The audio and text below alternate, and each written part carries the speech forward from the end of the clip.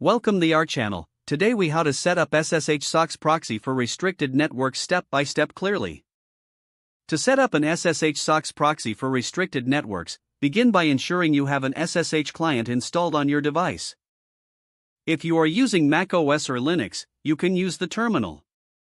For Windows, you'll need an SSH client like PuTTY or the Windows subsystem for Linux. Next, open your terminal or SSH client.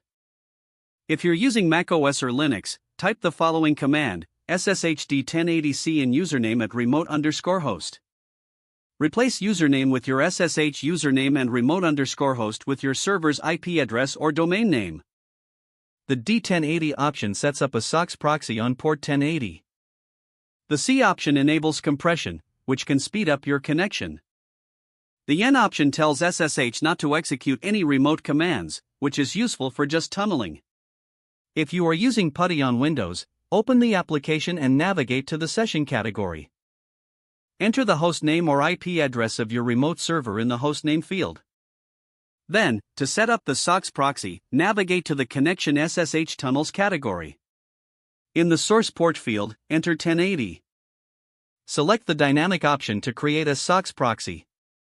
Click Add to add the tunnel configuration. Return to the session category and click Open to start your SSH session. If prompted, enter your username and password for the SSH connection. Now that the SSH tunnel is established, configure your web browser to use the SOCKS proxy. For Firefox, open the Options menu, scroll down to Network Settings, and click Settings. Select Manual Proxy Configuration and enter localhost for the SOCKS host and 1080 for the port. Ensure that SOCKS v5 is selected and click OK to save the settings. For Google Chrome, you will need to start Chrome with command line options to use the SOCKS proxy. Close any open Chrome windows and open your terminal again. Type the command Google Chrome proxy server equals SOCKS // localhost 1080 and press enter. Your browser is now configured to route traffic through the SSH SOCKS proxy. You can test your new connection by visiting a website that shows your IP address.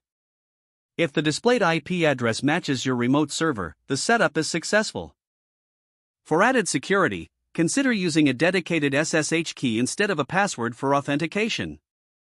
Remember to close the terminal or disconnect your SSH session when you are finished using the proxy. Don't forget to like this video and subscribe to our channel for more step-by-step tech guides.